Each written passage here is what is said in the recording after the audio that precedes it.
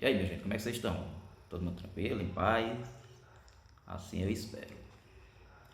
Bom, nesse vídeo a gente vai tratar de um assunto, digamos, muito delicado. A gente vai tentar entender nesse vídeo, que eu vou tentar destrinchar em 3 episódios, todo aquele processo que acabou resultando em uma cisão na igreja, no caso que é as famosas reformas religiosas, também conhecidas como reformas protestantes. Por que a igreja está dividida? Por que no ano de 1517 a igreja cristã, como a gente conhece, ela acabou se dividindo como ela está dividida até os dias de hoje, só para vocês terem uma vaga noção, só para vocês terem uma pequena ideia. Mas antes de eu me desbruçar sobre esse assunto, eu faço a seguinte pergunta a você que está me assistindo: você é católico ou você é evangélico?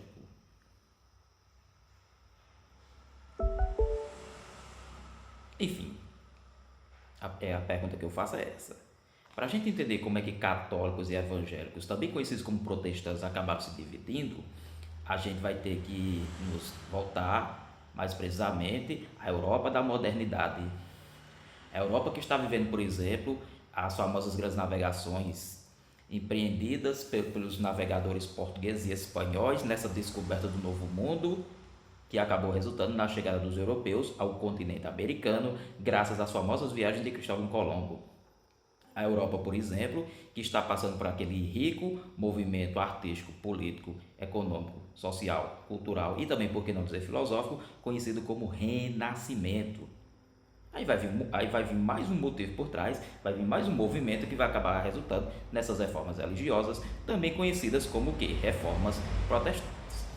Mas antes da gente entrar no assunto, a gente tem que tentar entender um pouco que personagem foi esse, qual foi esse personagem que vai acabar, de certa forma, provocando todo esse movimento.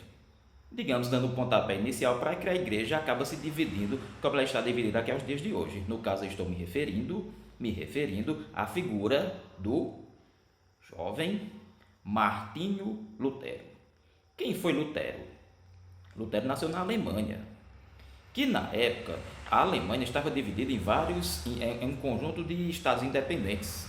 Lutero, por exemplo, nasceu numa cidade alemã chamada de Eisleben, nem sei se a pronúncia está correta, Eisleben, que é uma cidade que está localizada lá na região que hoje é chamada de Saxônia, lá na Alemanha. Esse território faz parte, se não me engano, essa cidade faz parte da chamada Alta Saxônia, que está localizada no território alemão. A tradução dessa cidade significa viver no gelo, deve ser muito frio. Foi nessa cidade que nasceu Martinho Lutero, mais precisamente no ano de 1483. Lutero vai ser o homem que vai desafiar a autoridade do Papa. Lutero vai ser o homem que vai desafiar a poderosa igreja cristã. Bom, Lutero tinha um papai e uma mamãe, lógico, evidentemente. O pai de Lutero, ele supervisionava uma mina de cobre. Sua mãe era bela, recatada e do lar, isto era, uma dona de casa que cuidava dos 4 outros irmãos que Lutero teve. Minha gente, toda criança que nasce quando se preze, no decorrer que ela vai se desenvolvendo, os pais percebem, de certa forma, o desenvolvimento intelectual, psicomotor dessa criança. O pai de Lutero percebeu que Lutero tinha uma inteligência bastante avançada, uma inteligência que vai acabar se destacando. O que foi que o pai fez? O pai, ao perceber isso, encaminha o filho, lógico, pensando no bom futuro dessa criança, ele encaminha a criança ele encaminha Lutero para a Universidade de Erfurt. Erfurt é uma importante universidade alemã localizada nessa cidade de mesmo nome. Aí o que é que vai acabar acontecendo, gente? A esperança do pai de Lutero era que o filho se tornasse advogado, um homem das letras, que estudasse direito, por exemplo, nessa universidade. Ou quem sabe, Lutero tivesse uma vida mais, digamos, como é que eu poderia dizer para vocês, mais proveitosa, mais interessante do ponto de vista do status. Quem sabe Lutero poderia se tornar funcionário de um príncipe? Quem sabe? Quem sabe, quem sabe? Aí, minha gente, o que é que acaba acontecendo? No ano de 1501, Lutero, aos 18 anos de idade, ingressava nessa universidade. Era um cara que gostava de ler, escrevia muito, gostava de música, cantava para os colegas, tocava alaúde, enfim, Lutero era um cara bem estudado, era um cara que gostava muito da leitura propriamente dita. Mas, minha gente, Lutero também ele tinha inclinação para a vida religiosa. Pense num camarada que gostava de ler a Bíblia. Pense num camarada que gostava de ler a Bíblia. Mas a Bíblia na época, minha gente, ela não tem essas traduções que hoje a gente conhece. A Bíblia Sagrada, esse livro sagrado para os cristãos, diga-se de passagem, a Bíblia que Lutero leu na época, como os contemporâneos dele, a Bíblia, a única versão da Bíblia que tinha era em latim. Não existia traduções da Bíblia. Quem era que lia a Bíblia em latim? Estudantes, professores e os membros da igreja cristã. Só essas pessoas tinham condições de ler a Bíblia. Eram homens letrados que tinham condições de ter acesso a essas sagradas escrituras. Lutero vai acabar, de certa forma, tendo essa inclinação para a vida religiosa, lendo a Bíblia e lendo, por exemplo, os famosos mistérios da fé. Da universidade, Lutero só podia ir para a casa do papai e da mamãe, só para vocês terem ideia. Numa dessas visitas, Lutero vai acabar visitando os pais, né? Lógico que também a mente precisa um pouquinho de descanso, etc, etc, etc. Ele visita os pais e acaba regressando para casa. Minha gente, esse episódio vai acabar marcando profundamente a vida de Lutero. Por quê? No ano de 1505, só para vocês terem ideia, ele nesse regresso para a universidade, ele acabou sendo pego em cheio por uma forte tempestade. Aquela chuva torrencial, raios, trovões. Lutero pensou que iria morrer, minha gente. Lutero pensou que iria morrer. No auge do desespero, Lutero clamou para os céus. Lutero clama para os céus. Ele faz uma promessa a Santa Ana. Para quem não sabe, Santa Ana é a mãe da Virgem Maria. Lutero teria dito as seguintes palavras: ajudai-me, Santa Ana, a me livrar dessa tempestade, que juro entrar para a igreja como monge. Teria Santa Ana escutado suas preces?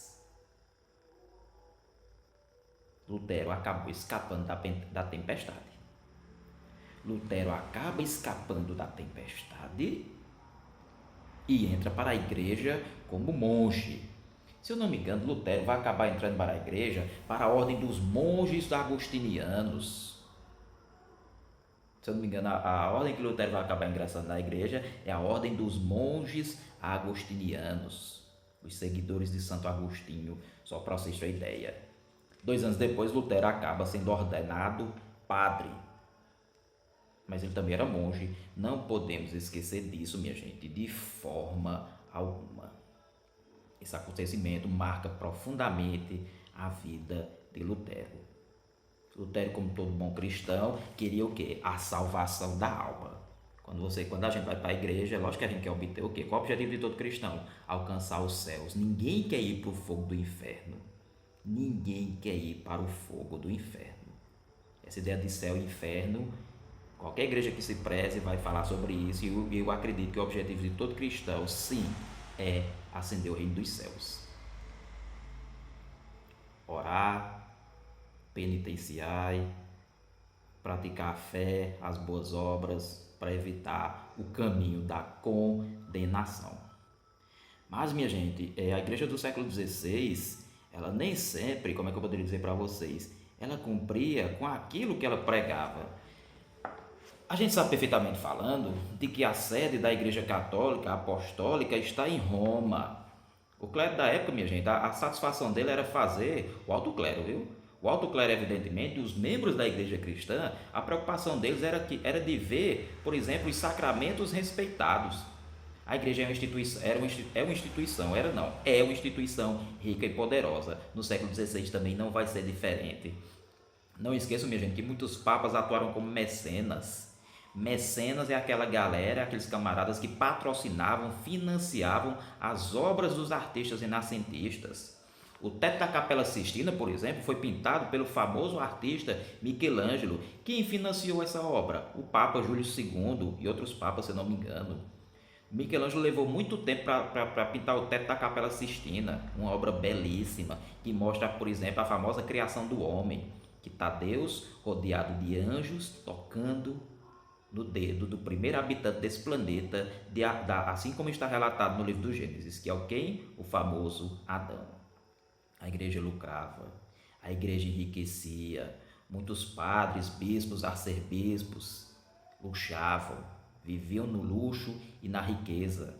Muita gente sem vocação acabava ingressando nessas ordens eclesiásticas, tornando-se inclusive papas, dirigindo a igreja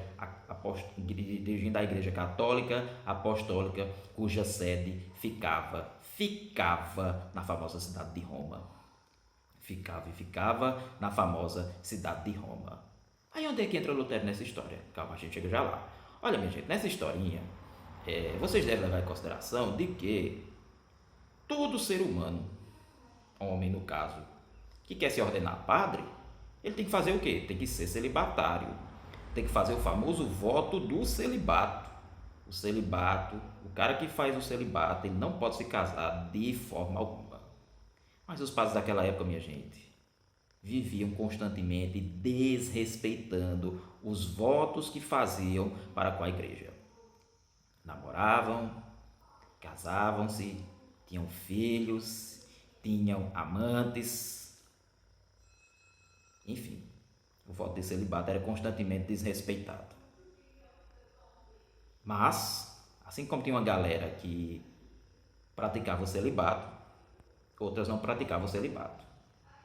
Aqueles, digamos, padres corruptos, eles vão ser criticados, viu? Vão ser criticados. Muita gente vai chamar essa galera de seguidores de Nicolau. Nicolau, para quem não sabe, foi um camarada no início do cristianismo, que ele defendia sim. Nicolau dizia que o padre podia muito bem se casar, ter filhos, construir uma família, não havia problema alguma. Aí a igreja ficou naquela, libera ou não libera, libera ou não libera. Como ela não fez nenhuma coisa nem outra, acabou acontecendo isso a torto e a direito. Minha gente, padre que enriquecia. Enriquecia de que forma, minha gente? Praticando, inclusive, o comércio de relíquias sagradas, mas sagradas entre aspas, ludibriando, por exemplo, a fé dos cristãos. De que forma, minha gente? Praticando esse comércio sagrado. Que comércio era esse, minha gente? Membros da igreja, membros do clero, vendendo pedaço de pano, dizendo que foi utilizado na túnica que cobriu Jesus, logo após, na túnica que cobriu Jesus, que cobriu o corpo de Jesus, por exemplo, quase que não sai.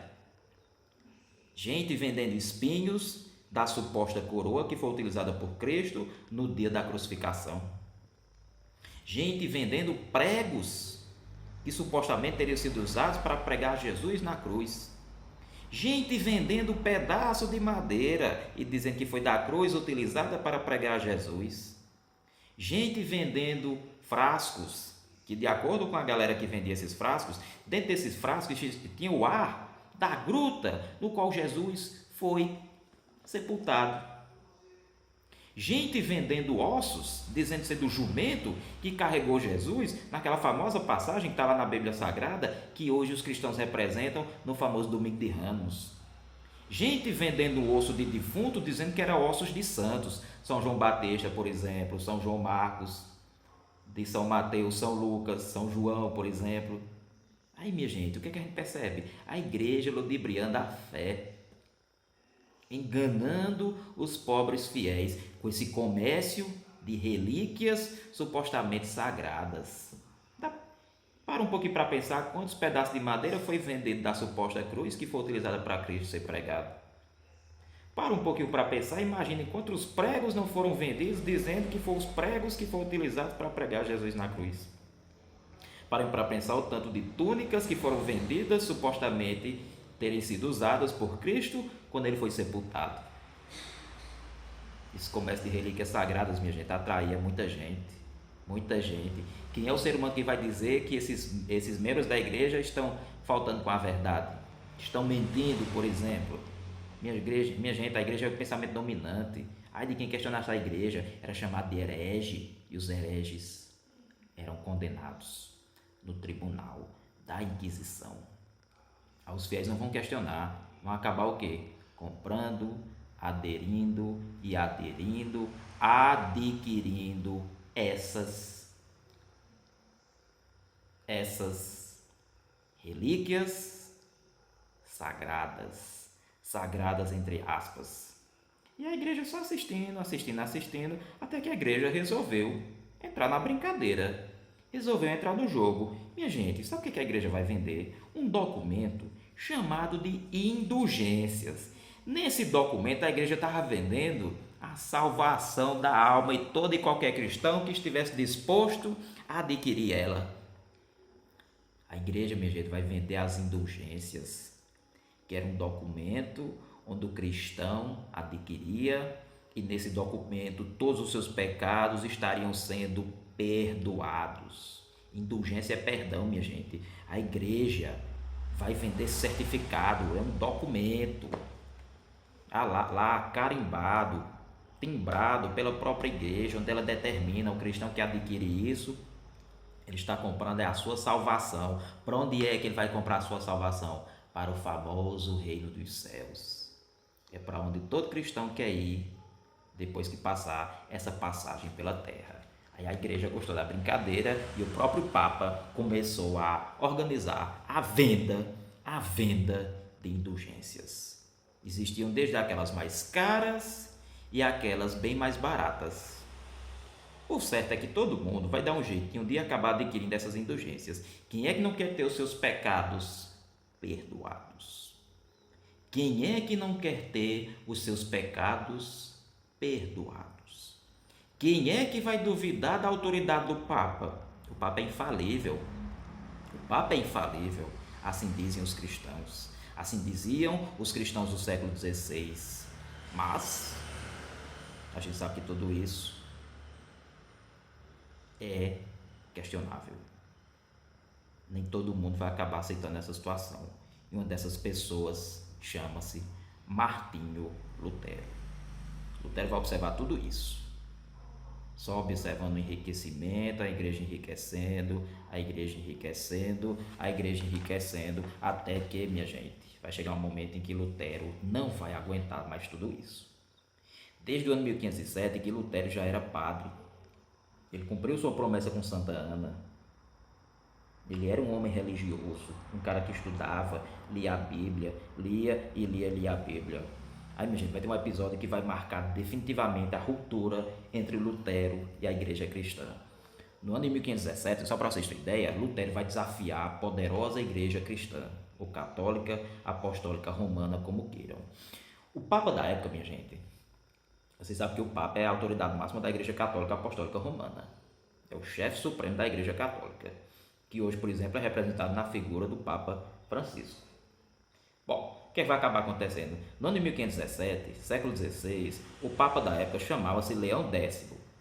Sabe o que Leão X vai fazer? Vai ordenar a grande venda de indulgências para reformar, se eu não me engano, a famosa Basílica de São Pedro. A Basílica de São Pedro, para quem não sabe, está lá na igreja de Roma, que, se eu não me engano, é uma das igrejas no qual o Papa celebra missas. O Papa Leão X organiza essa grande venda de indulgências. O objetivo é reformar a famosa Basílica de São Pedro. Para isso, o Papa não vai trabalhar sozinho não, minha gente. Vai ter um frade chamado Johann Tetzel, que ele vai simplesmente aparecer na cidade alemã de Wittenberg para vender indulgências. Os tentáculos da igreja, ela vai fazer com que os fiéis, de certa forma, mesmo que os que não estão em Roma, tenham acesso a essas indulgências. Vai vir os tentáculos da igreja, os padres, os camaradas, enfim, vão lá para vender essas indulgências. Essa indulgência, minha gente, vai obter a salvação plena, isto é, o perdão de todos os seus pecados. Todo fiel que colaborar nessa obra de caridade vai receber essa indulgência, onde simplesmente ele terá o perdão de todos os seus pecados. Qual cristão que não vai querer isso?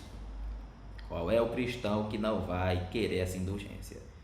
Aí, minha gente, Lutero morava em Wittenberg, desde o ano de 1508. Ele ensinava teologia na universidade. Lutero, quando se deparou com isso, ele vai ficar envergonhado, minha gente, envergonhado. Ele vai fazer a seguinte pergunta: por acaso Deus é um mercador que está vendendo a salvação da alma? Lutero vai ficar revoltado. Ele não vai engolir essa situação. Sabe o que é que ele faz? Ele vai redigir um texto contendo 95 artigos que vão ficar conhecidas como as 95 teses de Lutero. O que é que ele faz? Essas 95 teses ou artigos que vão ficar conhecidos como as teses de Lutero, ele vai criticar a venda dessas indulgências e demais abusos praticados pela igreja da época. Lutero vai fixar na parede da Catedral da Universidade de Wittenberg suas famosas 95 teses, que ali vão estar lançadas as bases para a futura doutrina luterana. Agora, minha gente, leve em consideração, existe muito essa rusga, esse conflito entre católicos e protestantes que fala, não, Lutero foi um cara que queria dividir a igreja. Não, muito pelo contrário. Vamos estudar mais um pouquinho. Na verdade, Lutero, ele queria reformar a igreja. O que era que Lutero queria? Aproximar a igreja dos cristãos.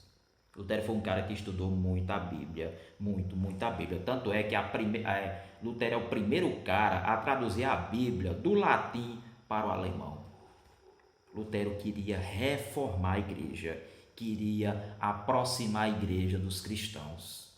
E a gente acabou de ver de que a igreja estava muito afastada dos cristãos. Padre enriquecendo, a igreja enriquecendo.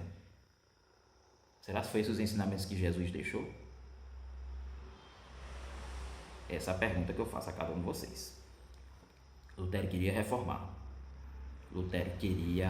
a igreja. Mas eu acabei de falar para vocês de que a igreja é o pensamento dominante. Tu acha que a igreja vai engolir o que Lutero está dizendo? Não, minha gente. A igreja vai exigir que Lutero se desculpe. Para a igreja, Lutero foi um cara muito atrevido. Você nos deve explicações. Você vai desmentir tudo isso aqui que você está dizendo. A gente não está fazendo isso aqui, não. Você vai ter que se retratar publicamente com a igreja.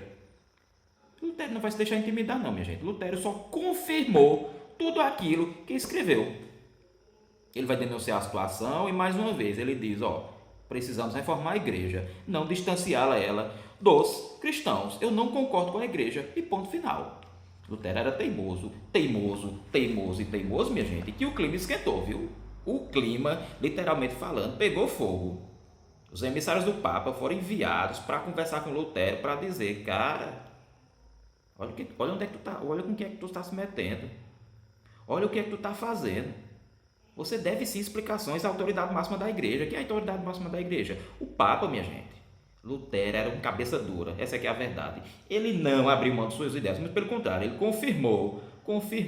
Lutero dizia, minha gente, que a salvação da alma reside na fé. É a fé que leva à salvação. A igreja diz que é a fé e as boas obras. Lutero diz que a salvação está na fé. Ele vai perguntar se Deus era um mercador, se Deus era um banqueiro que estava vendendo documento, perdoando os pecados dos cristãos. Esse é um dos questionamentos que Lutero vai fazer com a igreja. Ele vai comprar essa briga com a igreja e ele vai fundo. Como Lutero não se retrata, as autoridades católicas vão acabar reagindo.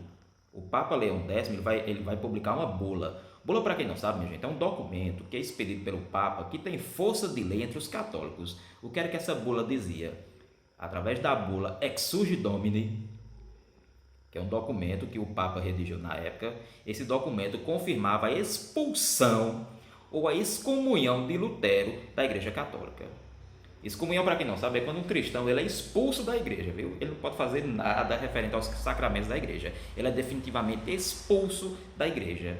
Mas Lutero não estava nem preocupado, não. Sabe o que Lutero faz? Ele queima em praça pública a bula do Papa que condenou Lutero.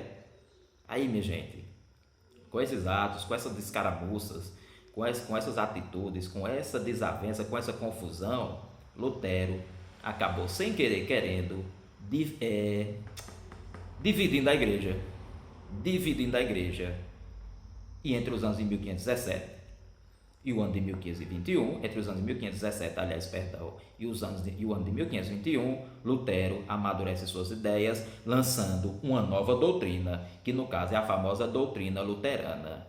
Tem igreja luterana praticamente espalhada nos 4 cantos do mundo, inclusive no território brasileiro. Eles têm até a universidade, que é a famosa Universidade Luterana do Brasil, conhecida como UBRA, Universidade Luterana, L brasileira BRA. A famosa Universidade Luterana do Brasil é uma instituição dirigida pelos membros da Igreja Luterana. É uma igreja que existe, inclusive, aqui até no nosso território brasileiro. Aí, minha gente, como resumir a doutrina de Lutero? Basicamente, a doutrina de Lutero, a gente divide ela em 3 pontos. Lutero vai dizer que a salvação da alma só é alcançada através da fé. É a fé que leva o indivíduo à salvação, e não as boas obras. Esse senso de comunhão para com Deus, quanto mais o cristão está aproximado de Deus, mais ele tem fé, é um caminho que ele vai acabar obtendo para a salvação. Nada está comprando indulgência, não está fazendo boas obras, não. Para Lutero, o que leva o indivíduo à salvação chama-se fé. Se você tem fé, será salvo. Está lá na Bíblia Sagrada, não sou eu que estou dizendo. Quem crê será salvo, quem crê será condenado. Se eu não me engano, eu acho que está lá em Romanos 3, versículo 11. Se eu tiver errado, vocês podem me corrigir, viu? Lutero acabou encontrando uma frase que vai acabar servindo de base para o seu pensamento. O justo se salvará pela fé. A que conclusão Lutero chegou? Que é a fé que leva o indivíduo à salvação. Lutero vai acabar chegando a essa conclusão, de que a fé que leva o indivíduo à salvação. O segundo ponto da doutrina de Lutero, Lutero vai dizer que todo bom cristão deve sim ser o pastor de seu rebanho. Lutero vai dizer que todo mundo pode evangelizar. Todo mundo pode pregar a fé de acordo com o que está contido, lógico, evidentemente, nas Sagradas Escrituras. E Lutero vai dizer que todo bom cristão deve orientar seu rebanho, estudar pela Bíblia, porque a Bíblia é onde a palavra é revelada. Lutero vai dizer que todo bom cristão ele tem sim o direito de se casar, fazer sua família, construir sua família, inclusive trabalhar e ganhar dinheiro, desde que esse serviço seja uma coisa honesta. O terceiro ponto da doutrina luterana a gente pode resumir da seguinte forma. Lutero vai dizer que a Bíblia é infalível, de que a verdadeira verdade cristã se encontra na Bíblia, e somente na Bíblia. Onde é que a fé se revela? Através da Bíblia. Lutero vai dizer que a Bíblia é infalível, isto é, que é um livro que não erra. Lutero vai dizer que a verdade absoluta, a verdade divina, se encontra nas Sagradas Escrituras. Lutero vai dizer que a Bíblia é infalível, o Papa não. Lutero vai dizer que a Bíblia é infalível, o Papa não é infalível. O Papa não é infalível e o Papa não é infalível de forma alguma. O Papa não é infalível. O Papa jamais será infalível. Ele não é infalível de forma alguma. Como eu falei para vocês, Lutero vai ser o primeiro cara que vai traduzir a Bíblia do latim para o alemão. Essa tradução, minha gente, vai acabar servindo para que outras traduções das Sagradas Escrituras sejam levadas adiante. Mas, minha gente, vai ter um evento que vai acabar possibilitando com que Lutero, como é que eu poderia dizer para vocês, leve adiante as suas ideias, os seus ensinamentos. No caso, a invenção da imprensa. A imprensa vai ser uma grande invenção da época. O tipógrafo, desenvolvido por um alemão chamado Johannes Gutenberg, vai ser uma máquina que vai revolucionar. O tipógrafo da época, essa imprensa, ela tinha tipos de letras e acentos gráficos móveis, que eram feitos de metal, onde pode imprimir ideias através dos textos. Mal sabia Lutero que essa sua atitude iria dividir a igreja para sempre. Não, para sempre não vou colocar para sempre não, porque nada na história é para sempre não. A história está sempre passando por mudanças, por transformações, e essa divisão da igreja, infelizmente, continua até os dias de hoje. A igreja continua dividida até os dias de hoje. E esse foi o primeiro momento que eu trabalhei com vocês, a doutrina luterana. A gente vai ver mais na frente como é que a doutrina vai se espalhar, como é que vai surgir outras formas de manifestação da fé e como, por exemplo, a igreja não vai ficar calada não. A igreja também vai reagir. Mas sobre isso, é um assunto para os nossos próximos encontros. E é isso, minha gente. Se gostou, curte. Se gostou, comenta. Se gostou, compartilha. Divulgue para os seus amigos. E até o nosso próximo encontro. Valeu, pessoal.